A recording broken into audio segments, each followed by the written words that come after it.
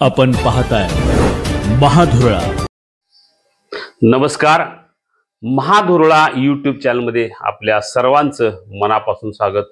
गेले 8 दिवस आपण कोल्हापूर आणि सांगली या दोन्ही जिल्ह्यातील आणि विशेषतः पश्चिम महाराष्ट्रातील पूर परिस्थितीबाबत रोज अपडेट जाणून घेत आहे। आज मंगळवार दिनांक 30 जुलै सकाळी 10 वाजताची अपडेट आपण जाणून घेऊया। पंचगंगा नदीने जे काय रौद्र रूप धारण केलं होतं, आता मात्र पंचगंगा नदीची पाणी पातळी मोठ्या प्रमाणात खाली येत आहे। ती आता 44.8 फुटावर सध्या आहे, जी 47 फूट 8 इंचावर गेली होती। म्हणजे जवळजवळ 3 फुटांनी पाणी आता कमी झालेलं आहे। पावसानेही 2 दिवस चांगली उघडीप दिल्यामुळे आणि धरण क्षेत्रातला पाऊसही थोडा कमी झाल्यामुळे एकूणच पंचगंगा नदीची पाणी पातळी आता कमी होत आहे। साधारणतः जिल्ह्यात 80 बंधारे अजूनही पाण्याखाली आहेत। अनेक रस्ते बंद आहेत, पण रस्ते सुरू होण्याची प्रक्रिया मोठ्या प्रमाणात सुरू झालेली आहे। राधानगरी धरणाचे 2 दरवाजे अजूनही उघडे आहेत। याचा अर्थ काही प्रमाणात राधानगरीत अजूनही पाऊस सुरू आहे। आता जे काय 8 दिवस नुकसान झालं त्याचं पंचनामे करण्याचं काम आता मोठ्या प्रमाणात सुरू झालेलं आहे। अजूनही शिरोळ तालुक्यात मात्र पुराची परिस्थिती कायम आहे। साधारणतः 5000 पेक्षा अधिक या तालुक्यातील लोकांनी स्थलांतर केलेलं आहे। दूध, भाजीपाला या सर्वांची आवक आता अतिशय व्यवस्थित सुरू झाली आहे। बऱ्याच गावातील जॅकवेल पाण्याखाली गेल्यामुळे अनेक गावातील पाणी पुरवठा बंद आहे। शाळा गेले 4 दिवस बंद होत्या, आजपासून शाळा सुरू झालेल्या आहेत।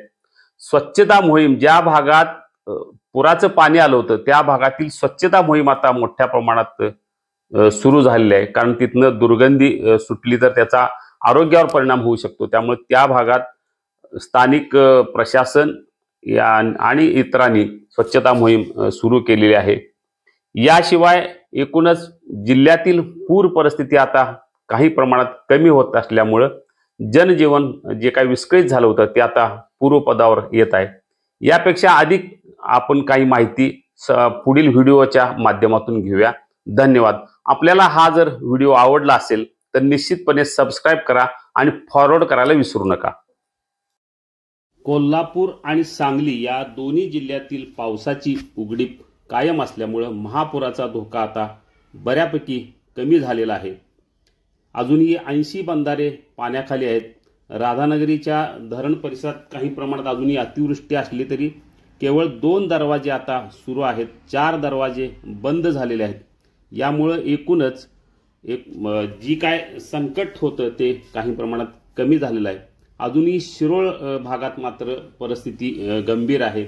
5000 लोकांनी या भागातल्या लोकांनी स्थलांतर केलेलं आहे। पंचगंगा पाण्याची पातळी साधारणतः 3 फुटाने आता कमी झालेली आहे, जी 47 फुटावर गेली होती ती आता साधारणतः 44 फुटापर्यंत खाली आलेली आहे। इचलकरंजीत अजूनही पाणी पातळी स्थिर आहे। संत गतीने पंचगंगेचं पाणी ओसरत आहे। काळंबावाडी, राधानगरी, वारणा, कोयना या सर्वच धरणातून पाण्याचा विसर्ग अजूनही सुरू आहे।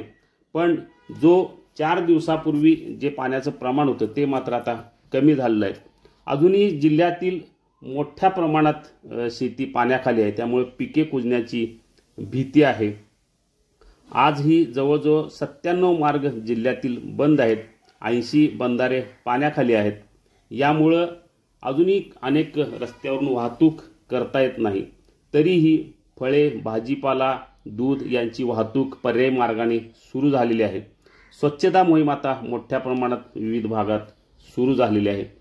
आज मोठ्या प्रमाणात ज्या ठिकाणी पाणी घुसलं होतं तेथील रस्ते सुरू झाल्यामुळे त्या भागात आणि ज्या निवासी भागात पाणी घुसलं होतं त्या भागातली स्वच्छता मोहीम आता मोठ्या प्रमाणात सुरू झालेली आहे। अजूनही पंचगंगा नदीला महापूर कायम आहे, पण पाण्याचं प्रमाण कमी झालेलं आहे। ज्या भागात पाणी घुसलं होतं तेथील पाणी आता ओसरू लागल्यामुळे जनजीवन जे विस्कळीत झालं होतं ते आता पूर्वपदावर येत आहे। या सर्व पार्श्वभूमीवर कोल्हापूर आणि सांगली या दोन्ही जिल्ह्यांनी एक सुटकेचा निश्वास सोडलेला आपल्याला दिसतो, कारण जो काय महापुराची भीती होती ती आता बऱ्यापैकी कमी झालेली आहे.